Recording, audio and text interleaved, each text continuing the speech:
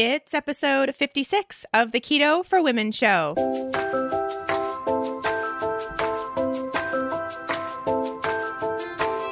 You're listening to the Keto for Women show, and I'm your host and nutritionist, Shawn Miner. This show is designed to empower women to find their own expression of the keto diet to maximize their health and happiness. Now let's get started with today's episode.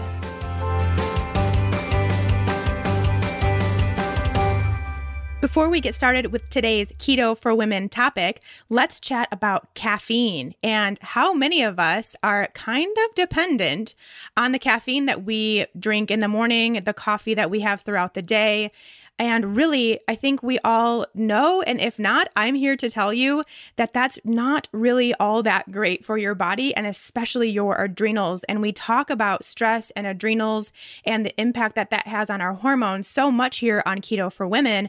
And it's a habit that we really need to work on breaking. One of the best ways is to try something different. Try a new approach to your morning beverage, and that really can make a huge difference and can eventually get you off that need for caffeine. And this is where I found Rasa Coffee, which is a sponsor of the Keto for Women show. So love Rasa on so many levels. First of all, they're a Boulder-based female-owned company, which is just near and dear to my heart, of course, but they are also doing amazing things for a caffeine-free alternative to coffee. It contains nothing but adaptogenic herbs. So these herbs are meant to help heal your adrenals, your stress response, basically do the opposite of what traditional coffee will do for us. And it does so in this amazingly delicious flavor that I can't even describe, but it really does take the place of that warm morning beverage, that need for coffee. And the best part is it tastes so good with some sort of fat mixed into it. So you can make a fatty Rasa coffee and it is like heaven. It's delicious. I use ghee and coconut oil in mine. Oh my gosh, blend it up. So yummy. And you can have it throughout the day because guess what? It doesn't contain caffeine and is actually really, really good for you and your adrenals, your hormones, your stress response, all those things that we're working on with keto and just us as ladies. So the cool thing that I really love that I think you all could try if you are someone that's relying and dependent on that caffeine is to use Rasa and mix it in with your coffee and slowly start that weaning process. So you could go like 75% coffee, 25% Rasa, then do a week at 50-50, then do a week at 25% coffee, 75% Rasa until you're totally off the caffeine. And it's just a great way even to just slowly reduce that amount so you're not having these crazy withdrawals that I know a lot of us go through when we're reliant on caffeine. So Rasa Coffee, you have to check it out. You guys are going to love it as much as I do. I know that for a fact. And right now, because they are Keto for Women sponsors, they are giving you 20% off your order. So you need to go to rasacoffee.com/keto for women. That's Rasa, RASA, coffee, KOFFEE.com/keto for women. And you will get 20% off. Use the code keto, the number 4 women at checkout for that discount. Trust me, you're going to love it. I can't wait for y'all to try it. Hey there, friends. Welcome back. Thanks for joining me as always on this edition of Keto for Women. I hope everyone had a great holiday week. If it was a place where you celebrated something this week where you live, which could have been 4th of July, Canada Day, maybe some other sort of holiday around the world that I don't know about yet too. So hope that all went well for you. And today we have a special guest on the Keto for Women show. We are talking more about a subject that I think needs to be talked about more in the keto community. And that is the idea of healing or managing or even reversing your autoimmune disease, putting that into remission or getting it into a more controlled state, getting back to feeling like yourself again. I know that's a big, big idea for a lot of people that do have autoimmune disease. And I know there are a lot of people that have autoimmune disease, especially those listening to the Keto for Women show. I've had multiple people reach out to me And it's really obviously something that's big in my book because that's something that I deal with, having 2 autoimmune diseases in my past, both being in remission now for several years.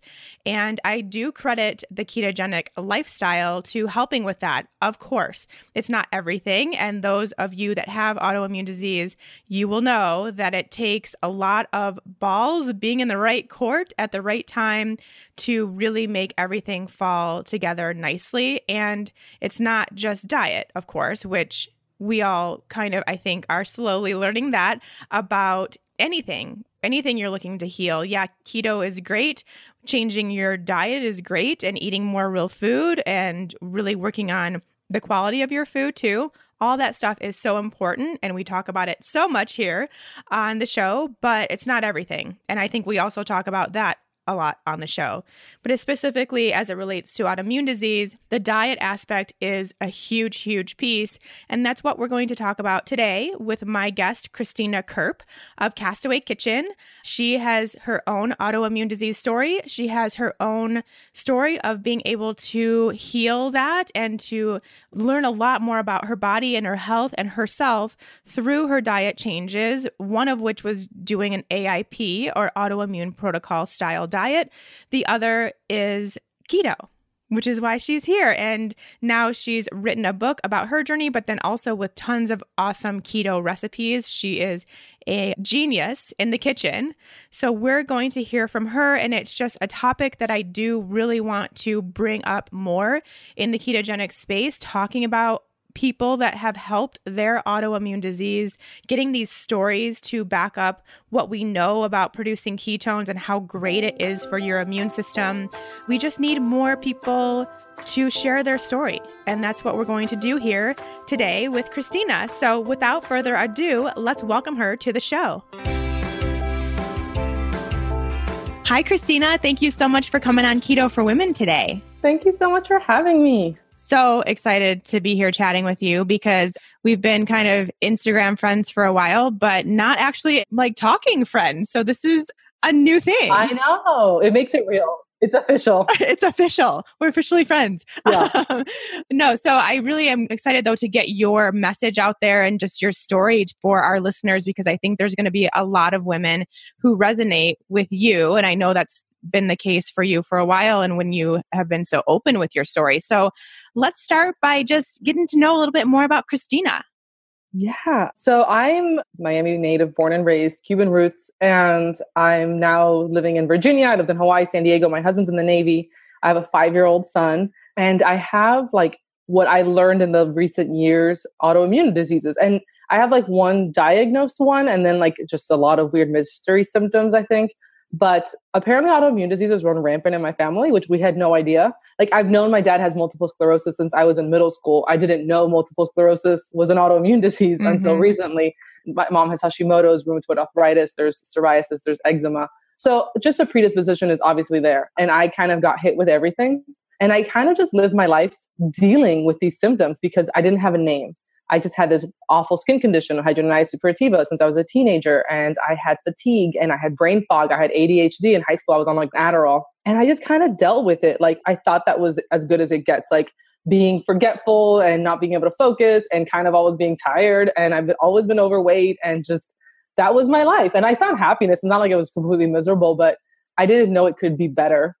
And I kind of hit that rock bottom after I had my son because pregnancy does some crazy stuff to your body. It's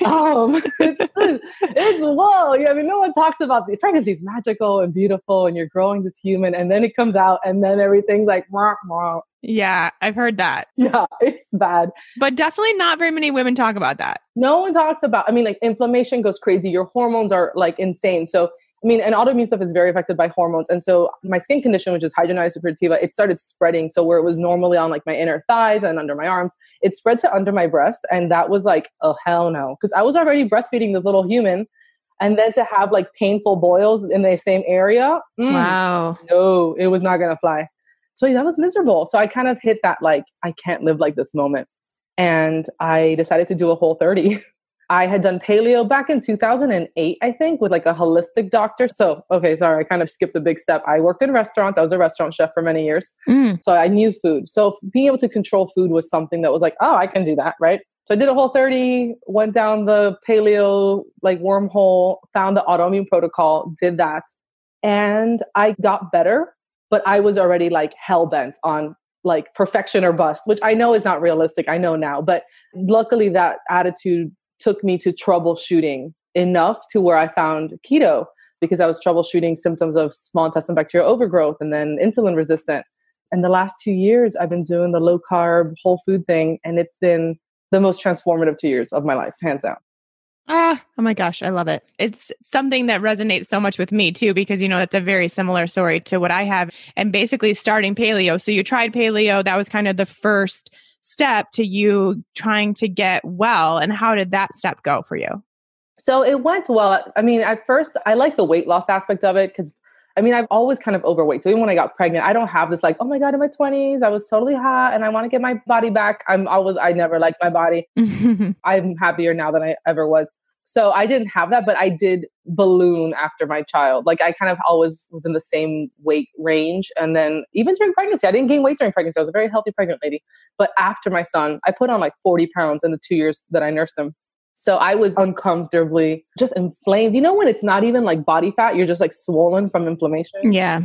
Right. I had that. And you can tell because it's different, that the way your face puffs and your fingers, it was so uncomfortable. So the inflammation started going down and that felt really nice. And I kind of started seeing that light at the end of the tunnel. But I think for me, paleo was a slippery slope. I used food as an emotional crutch my whole life. I comforted myself with food, but almost to the point of self-harm, like overeating and binging to the point where I was hurting myself.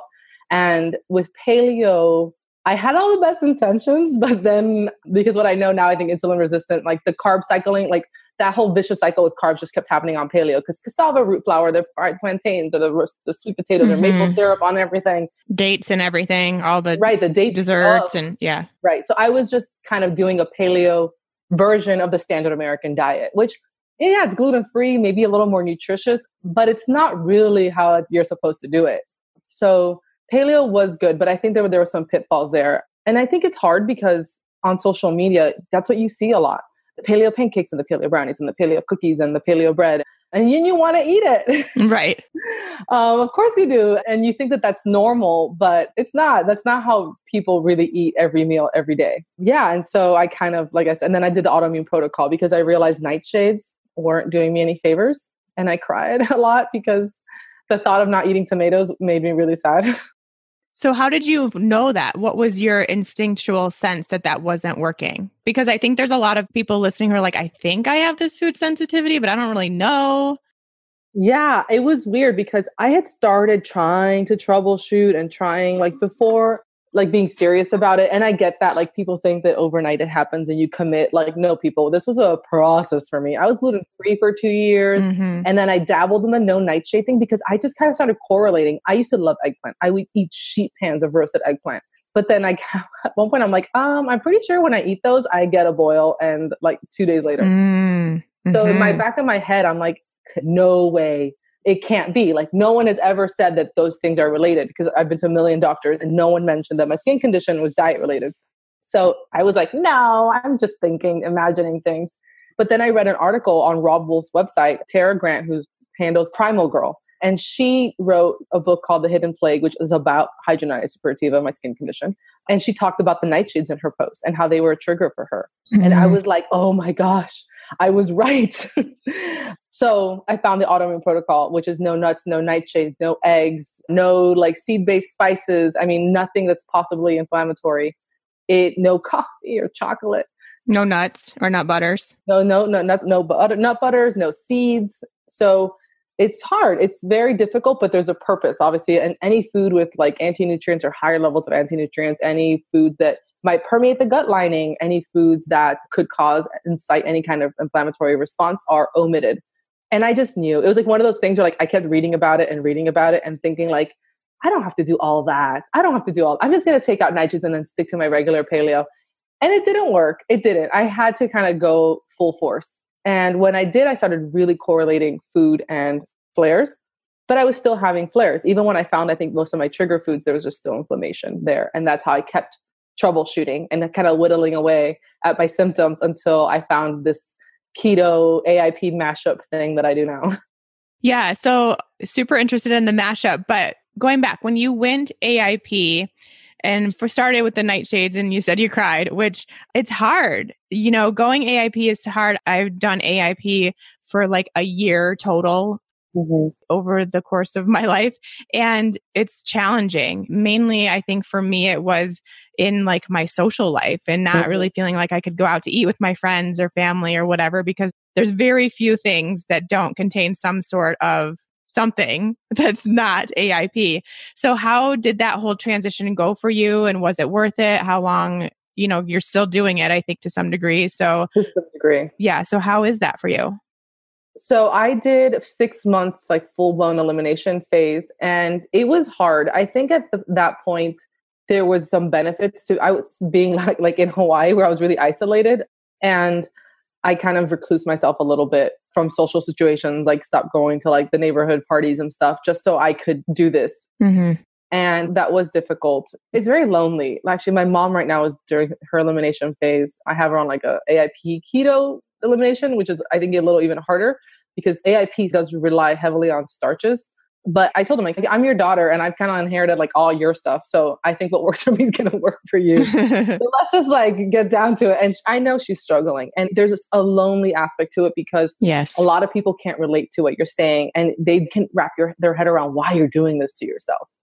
But I do think it was worth it. What I gained from that knowledge, even though AIP didn't solve all my answers, first of all, I proved to myself that I could do it. So I'm like, if I can survive that, I can survive anything. And then also I learned about how sensitive my body is to certain ingredients. I mean, for a long time, I couldn't even tolerate, and they're not my favorite, like xanthan gum, guar gum, jello gum, all those little thickeners that they like to add to these products were like instant migraine for me. I learned that while I can do some nuts, I definitely do better when nuts are activated. I do them in small amounts. Like if I have anything more than like a handful of almonds, I get a migraine. It really taught me to communicate with my body, the logging the food and the correlation. You really kind of connect this pattern. And I think it really teaches you to trust the symptoms that your body is like the lights on your dash are blinking. It teaches you how to read them. Yes, definitely. So when you went AIP, you said it didn't solve everything, but did you see some massive improvements? Massive improvement. I definitely correlated, like my flares were happening around my cycle, not like food related anymore because I had omitted my triggers. I was able to reintroduce eggs early on. Thank goodness. Those were like green light for me. Seed-based spices, like I can do cumin, which is awesome. I love it. I can do black pepper, stuff like that are AIP compliant.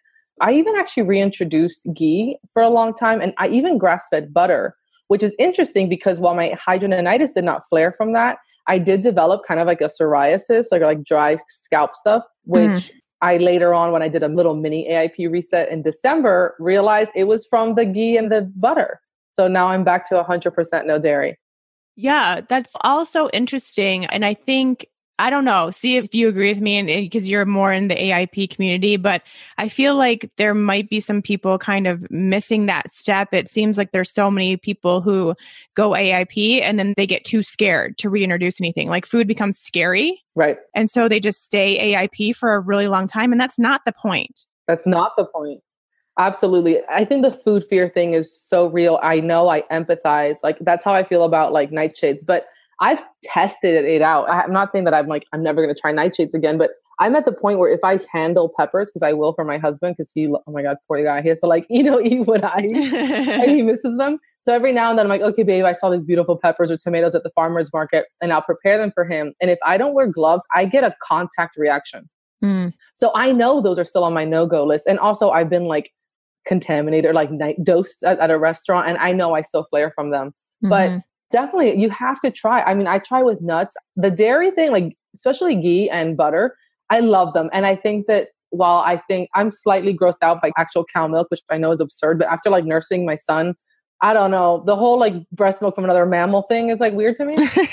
It's true. It's true. It is. That's what it is. Like we were watching 101 Dalmatians and like the little scene where like all the puppies are in the barn and they're like licking milk from the cow. My kid is like, what are they doing? I'm like, that's where the milk comes from. Yeah, right. And humans are drinking it too. Exactly. It's just a little strange to me. Yeah. And also because milk is the way it's meant to be, like it's meant to permeate the gut lining because the mom's antibodies and hormones need to get into the baby's bloodstream. Right. And so like that's happening in your body too with cow milk and hormones and antibodies, but that's another story. You're talking to a bunch of keto dairy lovers. So, I and I try to do it too, but it's a hard one to break for a lot of keto people. Well, luckily, I mean, the lactose and the casein is usually like fermented out, or I mean, especially the lactose with hard and aged cheeses, which helps, and cultured cheeses. And there are nutritional benefits, amazing fat soluble vitamins, right? So yeah, definite nutritional benefits to grass-fed dairy products. But for me, I think it wasn't a leaky gut issue because I pretty much healed my leaky gut. I think it was the hormone component that was making my skin react, like the psoriasis thing. I mean, I'm telling you, one serving and within 24 hours, flake central. And then if I omit it for another like 2 days, it's gone again. It's instant. Right. So there's always just, I think it's, you have to learn, and people with AIP, like remember, if foods are going to affect you in different ways, it's not always going to be your autoimmune disease. It's not always going to be your leaky gut. It can be other things going on in your body. We've got hormones, we've got livers, we've got things that like other functions going on that we have to take care of. And with AIP, people get kind of like obsessed with the leaky gut thing.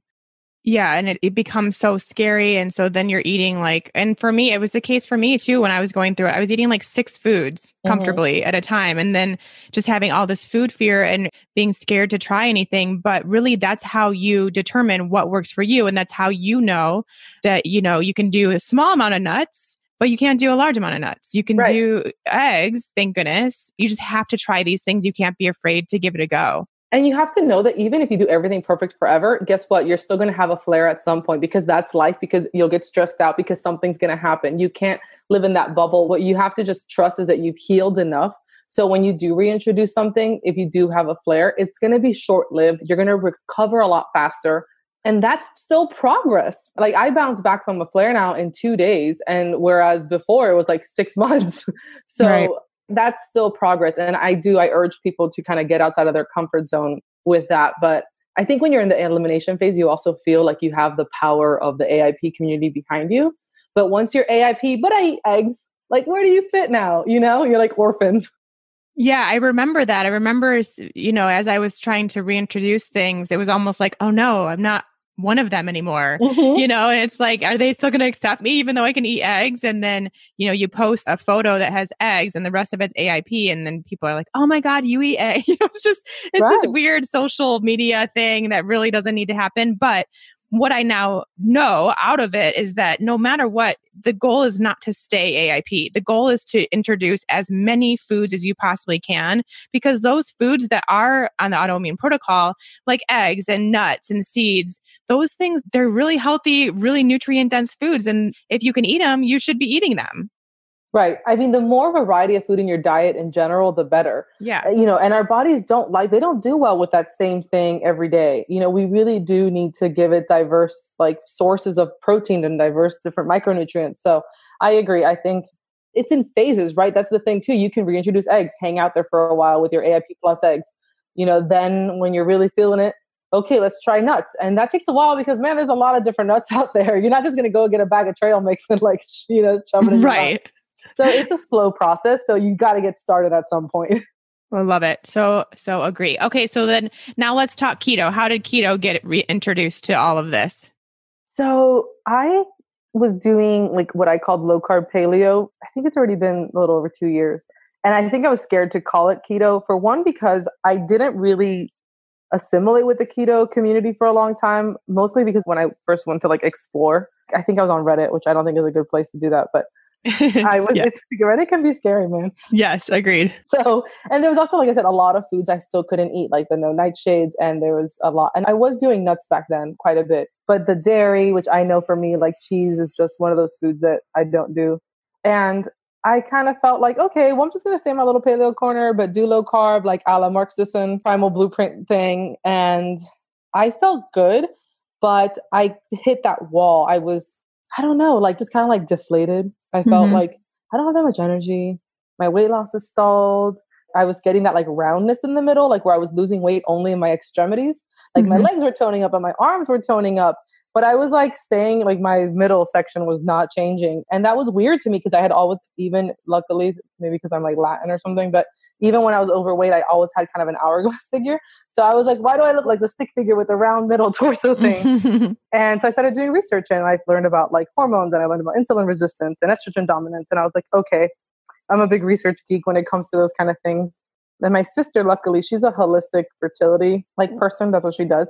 And she knows so much. And so just with conversations with her and troubleshooting, we found our way to keto about like, hey, I think this is going to like help you. Like, let's lower those carbs a little bit more. Let's up the fats. And I read the No Fail Fat Burning for Women book. I think it's Sky St. John and Michelle. I can't remember her name. It's a short little 72-page book. And it has a whole program in it. And I read it. I did it. And I felt really great. I really liked it. And I was like, you know, this is totally doable for me. And the book is very, except for grass-fed butter, it is dairy-free and actually nightshade-free. It doesn't have recipes, but she does have her like approved food list. And surprisingly, nightshades weren't on there. So I'm like, ooh, these are my people. Yeah. Yeah, it was just a great program. And it even had the workouts, which I liked that it was about like shorter workouts, not overtraining kind of thing. And it worked until it didn't. Like I have this theory where like, I think all programs have their merit. They always encourage people to, hey, tweak as needed, because it doesn't matter how well a program is written, unless you're like working one-on-one with someone, it's not going to be specific for you, right? So there's always that room for making it work. And I did. So I did that with that. And I just kept doing it. And I just stayed after that full-fledged. And I was like, then I kind of found my keto britches where I'm like, okay, I got this now. And you know, my cooking evolved a little bit more. I really got comfortable with the space. And I was like, okay, I'm going to say I'm keto now. Like I can finally like drop the low carb paleo and just say I'm full-fledged keto. I think I was doing it a long time before I actually like said it, just because I felt like, am I just one of those people jumping on the bandwagon now? Yeah. At KetoCon this past weekend, it was called Coming Out of the Keto Closet. Yeah. No, you know, it takes a little bit of time for some people to actually quote unquote admit that's what they're doing, because there's a little bit of fear or just of what people think or what people would say, just that kind of thing. So it's understandable, but you came out of the keto closet. Did you have any further healing take place when you did actually get into ketosis? Yes. So it took a while. I will say that the first things I noticed was the energy was like, I had really good energy at first. And then there was some troubleshooting there in the middle, which, you know, like I said, healing isn't linear. Nothing's linear. But the focus, like mental focus was a big one for me. Reduction in inflammation, like holy moly. I think I was still dealing with like cyclical, like with my cycle. I had like with ovulation, it was just like miserable every month, and balancing my hormones became a priority. And so, okay, so this is like my weird like hypothesis that like I'm not a doctor or scientist or anything. And what I think from research that I deduced was happening in my body was that, you know, I have insulin resistance and I had estrogen dominance. And I had a lot of toxicity just stored in my body fat, especially that visceral body fat. That was why my torso was still like not changing shape despite working out and eating right. And I think that stubborn fat was like not going anywhere because my body was just overburdened with estrogen, with excess sex hormones. And so my liver and my gut, which both, you know, metabolize those, were like, we can't process anything else. So it was like not touching that stored body fat. So I think regulating my hormones kind of gave my like liver the opportunity to work on like, hey, let's use this fat for fuel and like get those toxins out. And so I went full force with keto and like dairy-free keto. And I was doing nuts at the beginning. So I had my hormones tested in January, and like 6 months later, I had them tested again, and they regulated a lot. Like even in 6 months, my estrogen went from like through the roof to like normal high levels, which is good. And I haven't gotten tested them again because of all the movement and all that, but just because of the way I feel and I track my cycle regularly, like I know that it's definitely better. And I started losing inches in my waist again and my hips, and I no longer flare with my cycle. I mean, I would get like swollen gums, swollen joints, a lot of bloating, like achy, which is so random. Especially the gum thing, but apparently that's pretty normal. That was like a lot of other women tell me that it happens to them. Yeah, I've heard that too. And that doesn't happen anymore. So it's been a vast improvement in that arena. And as I became fat adapted, because there was that, you know, at the beginning when you're like in ketosis intermittently because your body's just not like fat adapted yet. I rode that roller coaster for a while, and I was surprised because I'm like, what? I've been like low carb for so long. Why is this so hard? It was, man. Oh my gosh. It took me a while to get in there like full fledged. But once I became fat adapted, I could work out again and feel amazing. I could work for hours. That's like the best thing for me is getting work done. Like it surprises me how I can sit down to my computer and just drill away, laser focus, remember things and just retain information being fasted, which is so cool. And then like, hey, it's noon. Like it's noon right now and I haven't eaten yet. I've had coffee, but that's it. And that was just really cool to me. That was very new to me, to not be hungry all the time, to not be thinking about food like 24/7.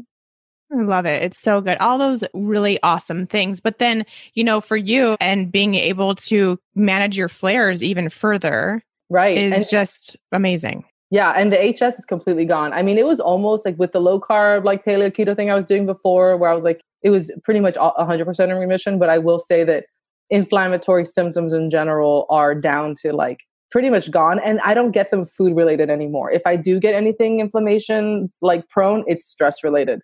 Mm-hmm. Which is a whole other like bag of crazy. But I think that it's amazing to be in a place where I'm thriving so much with my dietary choices that it's like food freedom, right? Like, I know that Melissa Hart would kind of like coin that term, but it's such a good term for how it makes you feel, It's so true. I mean, that's something that I talk about. Probably one of the best things that happened to me when I went keto is like, oh my gosh, I actually feel free around food. Right. And for the first time ever. Right. And you don't have these crazy cravings. And I talk about this with people who are like, I think anyone with enough like emotional, I guess, baggage, you could call it, or surrounding food, which a lot of us have it. Believe me, I had truckloads of it. I think you can take any form of eating and make it unhealthy and make it a yo-yo diet and make it this like crazy self form of punishment. And I see that happening even with keto. But I do think that if you're going at it from, hey, I really want to heal and thrive, and I'm not over restricting, you can feel that sense of like you're enjoying what you're eating every day. You never feel deprived. You have energy and you're just happy about it, Absolutely. Which is what I want for everybody. Exactly. Like that's the whole point here. It's a lifestyle. It's not something to obsess over or become the next thing. So do you feel confident then as someone with autoimmune disease that you would recommend someone else with autoimmune disease give keto a try? I do. I think that if you're going from the standard American diet, doing keto is a great way to start. Like, I think it's hard to tell someone like, hey, do AIP keto from the start. I do see a lot of people. Okay. And I might get like shit on for this. Sorry. I don't know if you. No, you'll be fine. Okay. But the carnivore keto thing that's becoming really popular right now. Mm-hmm. I have a theory. Coming from my AIP background, I feel like that's just a keto version of an elimination diet, except you're just doing all vegetables instead of like maybe inflammatory vegetables. I see a lot of people are like, oh my God, I feel so much better on carnivore. And I'm like, yeah, but maybe you were like slamming green beans or like cucumbers, totally unsuspecting vegetable. And they're AIP compliant. But guess what? I can't eat cucumbers. Yeah. Makes me burp for like days. So I just think I get it. Some people do better on a protein heavier diet. And actually Dr. Ken Berry and I talked about this, like ancestral, like your genetics play a lot in that.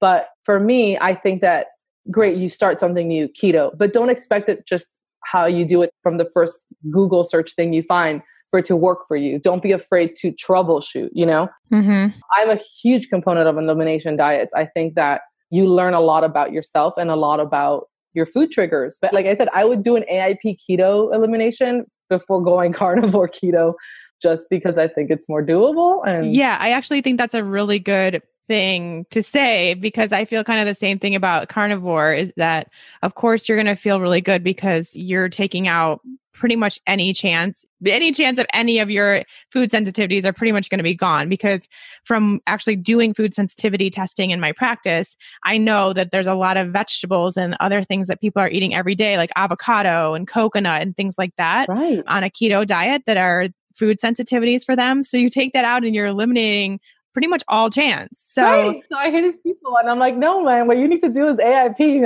or do an elimination diet, not just go carnivore and say, yeah. So you're still getting some vegetables in there, but the ones that work for you. So yeah, I think that's actually a really good point. I love it so much. Okay. So I want to change the topic a little bit and talk more about your weight and how that has been throughout your life. And I know you've made changes relatively recently, maybe within the past few years, of being more focused on getting strong and stuff you can do in the gym and not so much worrying about the number on the scale and stuff like that. So I'd love to have that conversation because that's really big here on Keto for Women. Yeah, definitely. So I've been overweight since I don't have a memory. Like I told you, like I don't have a before, even baby pictures. I was at a year old. I was already bigger than my sister who was a year older than me. Like not just was I overweight, but I was the only overweight person of my generation. Like both my sisters were skinny, my cousins, you know, it was hard. I felt like I stood out, right? I was like the middle child, the fat one. And like, I don't know, and the clumsy one to boot. Like, damn it. So I just was really self-conscious, horrible body image issues. And then in my first preteens, got my skin condition, which is like, you know, medieval and awful and affects, you know, intimacy and everything because it's in like, you know, delicate areas. And so mount that on, I just had this like crazy self-loathing thing happening where I don't think I ever felt comfortable in my own skin. And it's so weird to think like I got married and I love my husband. We're so happily together, and had a child and all that. And all that time had this like disconnect with my own body where it was always just like this thing that I kind of was like, and I crash dieted and diet pills and Atkins and Weight Watchers and South Beach diet and what we call the Miami diet, where like you drink coffee in the morning with like your diet pills and then you eat a salad for lunch and then you just drink booze all night. Oh. That was what I did in my 20s. And like, maybe I was slightly thinner, but it's funny because I'm in a smaller size. Like in my early 20s, I think I was like a size, like I was wearing a 14 or a 12, but I had no muscle definition, you know, like the only workout I got was like dancing in heels at the club, not like a stripper. Like I would. Right. Yes. We got that. So yeah, there was a lot of psychology there. My mom yo-yo dieted her whole life. And so watching this woman hate her body when she was fat and then love her body when she was skinny showed me the same thing, right? Like, well, I'm always fat, so I always hate my body. And how can I love this body if it's not skinny? And I think when I first started all of this, I wanted to be skinny. I still started this journey when I did that first Whole30. I know everyone says it's not I was still like, no, I want to lose weight. And that was such a big part of my focus in my first year, even through trying to heal my autoimmune disease. I think I self-sabotaged myself so many times because of that weight loss where I'm like, okay, I was going on this awesome slow track, but then I'd be like over restriction so I can drop some pounds. And then I would create like an unhealthy habit, right? Which is kind of when like binging on those paleo treats came in. I mean, at least I wasn't going full blown like gluten binge, but but still food on healthy food, right? In an unhealthy way. Like it was emotionally unhealthy. And so that happened for a while there until, I don't know, I just felt better and I was still losing some weight, but I kind of got to that point where I decided just to stop. Like I couldn't do it anymore. I felt kind of hopeless and like, I'm just going to focus on my health stuff. Like screw the weight, whatever happens, happens. And I was kind of low about stuff. And my mom was like, you know, when you feel really stagnant, you're just focusing on everything you can control. Like, why don't you like let go of some stuff? And she actually like got me a phone call with this like energy healer, which I know sounds super woo-woo. No, I love it. Yeah. My whole family sees this woman and she's like amazing in Miami. And so I talked with this person and oh my gosh, it was so amazing. The stuff I unloaded, and I had several sessions with her and I became really fascinated with the emotional side of healing because seeing within days of my session with her, that's when my healing took a turn for the best. That's when weight started moving again. Like, and not just weight, my body composition. Because I always joke, it's like with my husband, like it's some weird, like cosmic, cruel joke where I'm always going to be really, really heavy, but my body's just going to look different.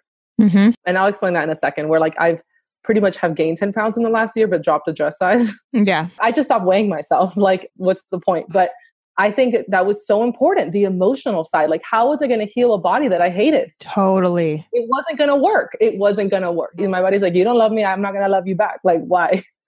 So yeah, I forgave myself for hating myself for so long. You know, you have to like repair the resentment and kind of embrace it and embrace what your body can do and what it's there for. And I think with autoimmunity, there's like a deeper component in that because your body attacks itself, right? It's literally attacking itself. Yeah. Yeah. So there's a little bit of trust issues there. And I started, you know, daily affirmations, and there's this Hawaiian practice of reconciliation. It's a ho'oponopono, which is like, well, it's usually like family members kind of chant this to like a loved one, which is like, I love you. I'm sorry. Please forgive me. Thank you. I love you. I'm sorry. Please forgive me. Thank you. I still, to this day, as I fall asleep, I like repeat that to myself. Aw, that's so nice. Yeah. And I think it's part of my like, we got this, we can do this. I'm not going to pay forever for what I've done to my body in the past. Right. And it's really kind of changing the conversation that you're having with yourself, which we have years and years and years, a lifetime so far of talking negatively to ourselves, Right. not even realizing it, just kind of thinking that's just what you do. And then when you change that narrative, which you did, but important to know, it is not an overnight thing. No way. And it's still not perfect. I still have to catch myself, because the hard thing about just living in this world and being on social media and having these pressures is that, you know, we're still held to this standard that's like unfair of like what a fit person should look like. Right. And like, even though I don't care to look like that, I still get compared to, or people feel they can compare me, or I don't know, it's just weird entitlement online. But it's hard because as someone who feels some pressure from having, you know, people that look up to you for being healthy, I'm like, am I like, do I have this like before and after like success story? And I felt for a long time that if I didn't have my like 100-pound weight loss picture, I didn't qualify. And so many times, and I've done this several times throughout this journey where I'm like really rocking it. And then I will go into like, let me restrict. And I'll go find one of those keto macro calculators and be like, okay, where can I get my calorie deficit? And how can I do this to like, and I've done it. I do it for a few days. I'm like, what the hell am I doing? This isn't going to work. Right. You know? But I fall into the trap too. But I've done it enough times now, right? Like Pavlov's dog, you learn eventually, where I've done it enough times where I know that that does not work for my body. I learned to just own my food freedom. I'm really loving what I'm eating. I'm really loving how what I'm eating is making me feel. And I really love weightlifting. So I focused on that, on like crushing it at the gym, on staying active, on getting enough sleep, and on just feeling really good about my food choices. And my body is still changing and I am losing body fat, but I don't weigh less. I don't even know if I've ever said this online, but I'm like about 200 pounds. I am 5'9" and I am 200 pounds and I wear a size 12, but like I have like 26% body fat, which is for a woman is pretty normal. And it's crazy. People are like, you're 200 pounds. I'm like, yes, I know that sounds like a crazy number, but that's where I'm at. And I might not look like it, but that's the thing. Like, what does a number look like? Right? It's just a number. It doesn't mean anything. And it's, you know, like you said, your weight changed and your body changed in the opposite direction of what you would expect. Yeah. And it's just continues. There's so many stories like this. I'm the same way.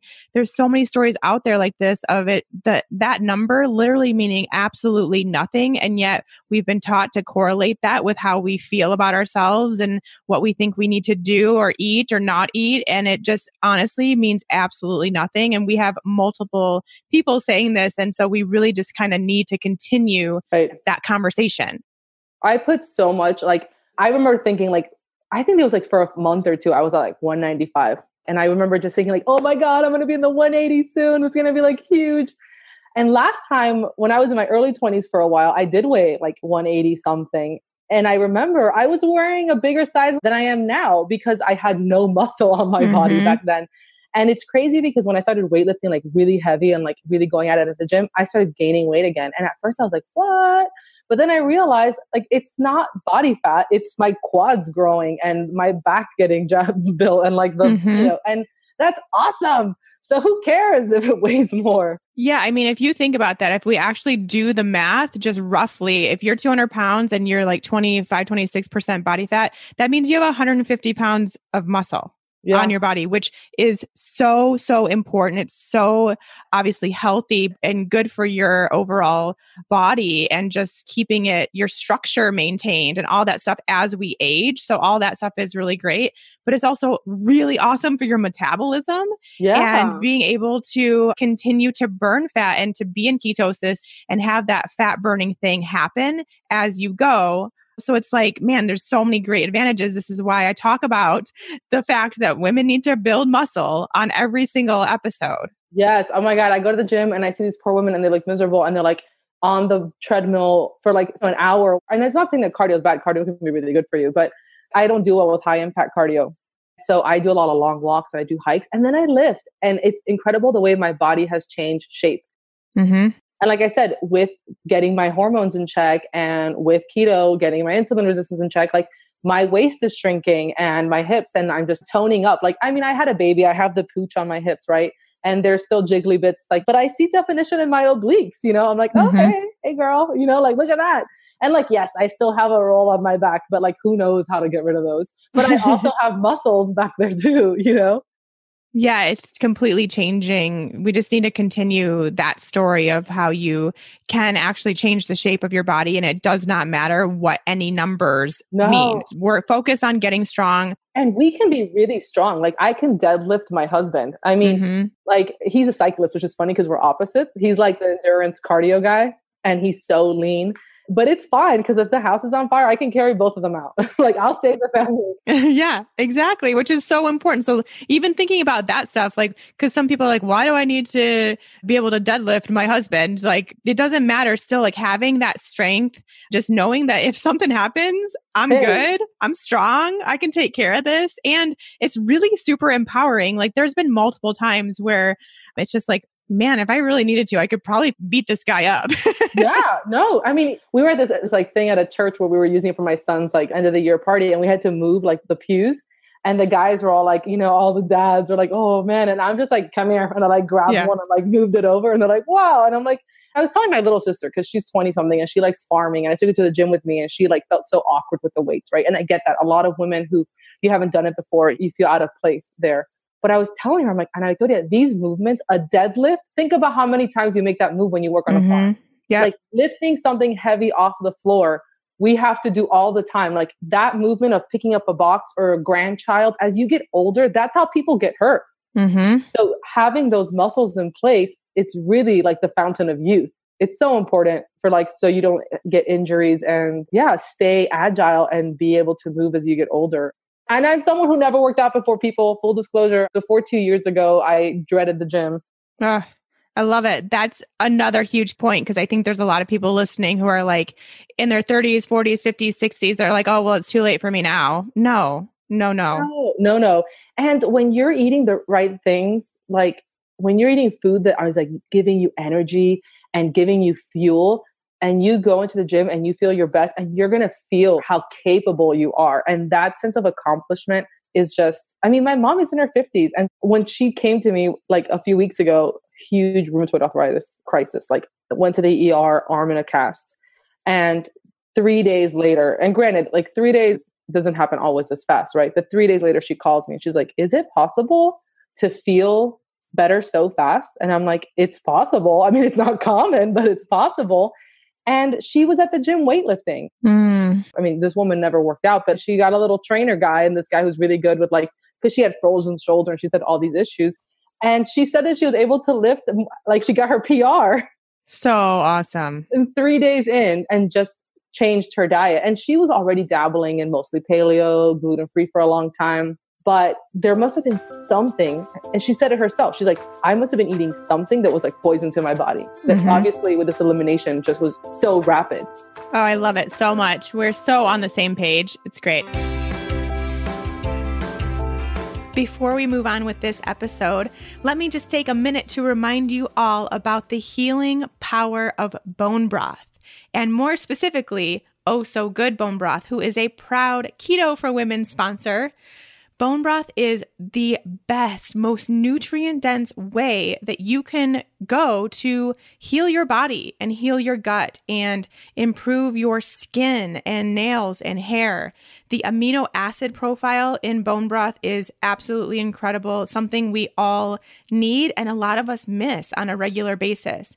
Not to mention those micronutrients, the vitamins and minerals also provided naturally in bone broth that work to heal your gut and also to heal your immune system and to keep you healthy and well. That's why we are recommended to drink broth when we're sick or when we feel ourselves getting sick. And to have that in a package that is so delicious and so easy, all you have to do is grab a pack of Oh So Good Bone Broth out of your freezer, let it thaw, put it into a pot, and you can use it either in recipes for whatever you're making that day, or my personal favorite is to just drink it straight out of a mug. It's very comforting and warm. I love to do it before bed. It's kind of my nighttime ritual. It calms me down, makes sure that I'm nice and healthy heading into bedtime, and I have those nutrients ready to go. Oh So Good Bone Broth is 100% the best tasting broth out there. It is the best one I have ever had. I've tried them all. I am a huge fan of the flavors of the bone broth that they have there at Oh So Good. My favorite is the signature. I highly recommend that. A close second is the spicy pork. So make sure when you are placing your order with Oh So Good, you grab those two and just give them a try. Let me know if you think they're your favorite too. And just make sure you always have some around. I know you can make your own, but there's just times when all of a sudden you or your family member feels like they're coming down with something and you need some broth immediately, but you don't have any bones. You don't have the time to make some broth. And it's just really nice to have that in the freezer ready to go for whenever you or your family needs it, which really, honestly, it's an everyday thing. You need to be making this a ritual so that it gets into your healthcare routine because it is a much needed part of that. So head to ohsogoodbones.com and get $10 off your order when you use the code KETO, for women. That's OSSO goodbones.com and use the coupon code KETO, for women to place your order. Get $10 off. Make sure to try all those flavors. Try the soups too. They are phenomenal and so easy to pull out and have around for a quick dinner. Just so great. Everything's so good there. I promise you're going to be obsessed. Okay, so let's talk a little bit about your cooking because you are the Castaway Kitchen. Yes. You do a lot of cooking. So how did you get into that? Kind of like what are your go-tos, that kind of thing? So my mom owns actually a restaurant. So she's a health food restaurant, like little farm to table organic place in Miami. It's been open 11 years. Yeah, Green Gables Cafe, really cute. And I used to work in marketing and like PR and stuff and advertising and that, but I always loved to cook. And so I was always like helping her out at the restaurant on my off time. And I just learned to cook from her in her kitchen. She's always been just so talented. And at some point, like in my early 20s, after 25 or something, I was just miserable in my corporate job. And so I was like, Mom, can I work for you? And so she hired me, of course. And I started working in the restaurant and I ended up in the kitchen. And one day, like the chef didn't make it because he had a family emergency and I covered for him. And I was really good at it. Just naturally. Yeah, like at the line, the pace. Wow. I mean, I always knew how to cook, but being able to do it in that setting of like the orders, it's really fast. And and so I stayed in the kitchen working under him. I didn't like take his job. That's messed up. I like worked as his like sous chef for a long time until he did leave to work at a bigger restaurant. And I was the head chef at her restaurant for a few years. And I moved to San Diego and worked my way up on this biodiesel, like farm to table food truck and became the executive chef there. And I was doing like pop-up dinners. Had like a little healthy baby cake business there for a while. So I've been all over the place, but I've always loved to cook. So food was my thing. I remember as early as middle school, like going home with my friends and we'd watch Dirty Dancing and I would make them food, like sauteed zucchini and stuff, not like popcorn. So food is it's like my family's love language, right? Yeah, it's always been there. Yeah. And my dad's a butcher and everyone loves to cook and they're really, all my aunts just are so talented. So food's always been there. And working in kitchens really expanded my horizons from more than just like the Latin background to like very multicultural, farm to table, just really creative. And interestingly enough, because I was able to like hone in my craft with a more standard approach, I feel really comfortable kind of breaking the rules when then now it comes to paleo and keto and like grain-free, low-carb cooking. So I'm kind of known for like, people read my recipes and they're like, I don't know, man, I don't know. But then they make them and they're like, oh my God, this is awesome. Those are the best kind. Right?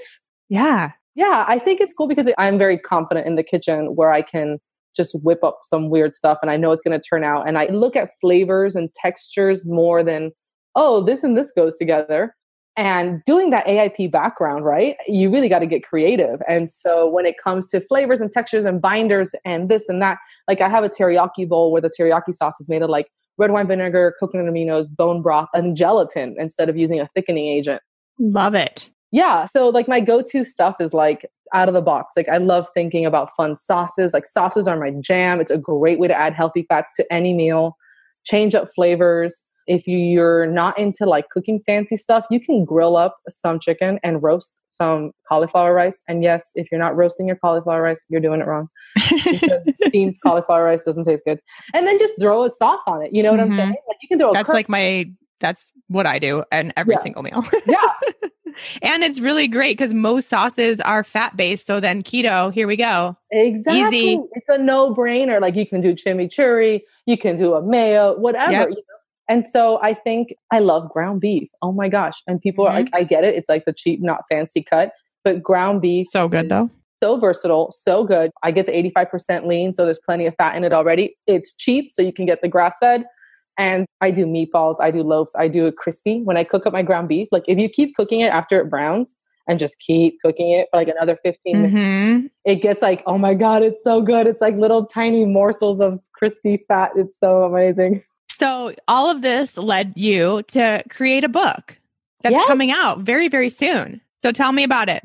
Oh my God. So Made Whole is my book title. And I guess the subtitle is something like more than 145 anti-inflammatory keto paleo recipes to nourish you from the inside out. The premise for the book was, oh my gosh, I'm keto. I'm in this keto space. I don't have resources to send my people when they ask me, hey, do you know people who do dairy-free keto? Do you know people who do nightshade-free keto? Do you know people who do nut-free keto? And I was kind of like, there's a few here, there's a few there, but I couldn't like give them something, right? So I decided, I'm like, I should write this book because I think I'm someone that can write it in a way that the food isn't going to be about what's not there. It's going to be about it. It's going to be delicious and you're not even going to care about what's not there. So is it all AIP?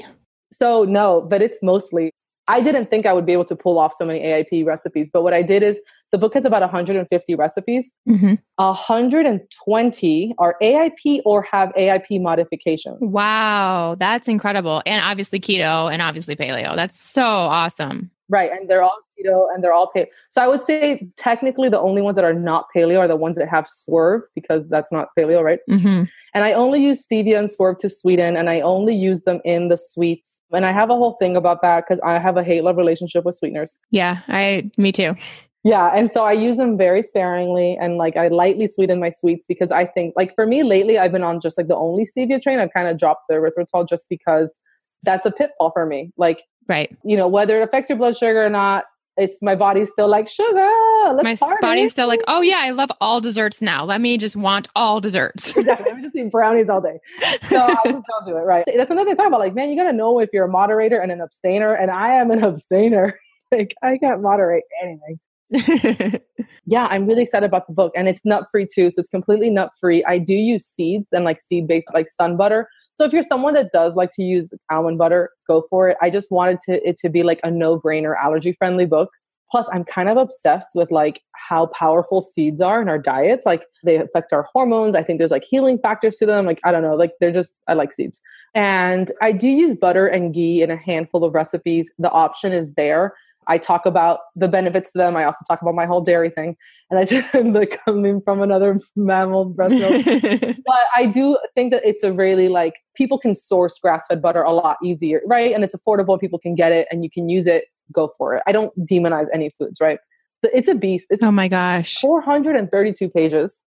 It's something that is so needed, though, I think, in this community, just really, really focusing on the anti-inflammatory foods, because that's not something that necessarily just as soon as you go keto and you start eating all the bacon and all the eggs and all the dairy and all that, like that's not really doing a whole lot for your inflammation. It's not. And like you said, almonds are healthy, but when you're eating bread made out of almond meal, right? And it's like, if this recipe makes like 10 slices and you're eating 2 a day, but it's like a recipe with like 3 or 4 cups of almond meal, like I made that mistake. And like almonds are great in a handful, but they have phytic acid, and the almond flour that you're getting, it wasn't from like almonds that were soaked. And so they're not activated. So those things can affect you. And they affected me. Like I made that mistake. I went keto and I was like, butter, almonds, almond flour cookies, almond flour bread, almond flour everything. It tastes amazing. And then I was like, oh, hold on, I don't feel so good. Like, oh, wait, that wasn't a good idea. Yeah. And it happens to a lot of people. So this is really just giving more information about all of that. And it sounds amazing. So tell us when it comes out, where they can get it, your book tour, that stuff. Yeah. So I'm really excited. It comes out July 17th. It's in stores. You can pre-order it on Amazon, Barnes & Noble,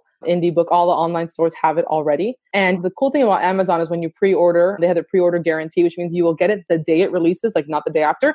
And you also pay the cheapest price for it. So like they won't actually like charge you until the day of release. And usually like right now it's down to $27, but it'll probably go down to like $22. Nice. Around release. And I'm telling you, it's 150 recipes. There's 4 meal plans. Oh yeah. there's a master shopping list for the entire book. Oh, cool. Right. So like one page with all of the ingredients. So like everything you would ever possibly need. Exactly. And there's like cooking tips and tricks. And I explain AIP, I explain paleo, and I explain keto in detail in the front matter, as well as my own story and like the emotional side of healing. I cover it all.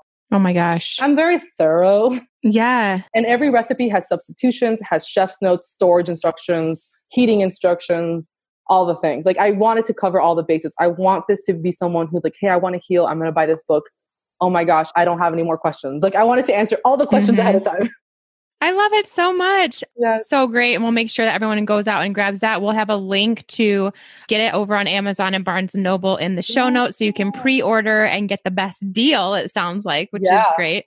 But Cristina, thank you so much for coming on the show and being so open with your story and just such a good conversation. And I think so much that people can really relate to. Oh, thank you so much, Ron. I love being here and I love your podcast. I'm a huge fan, so I'm really honored to be here. Thank you so much. And we'll be in touch and can't wait for the book. Yeah, thank you so much. Okay, thank you. Bye-bye. Bye.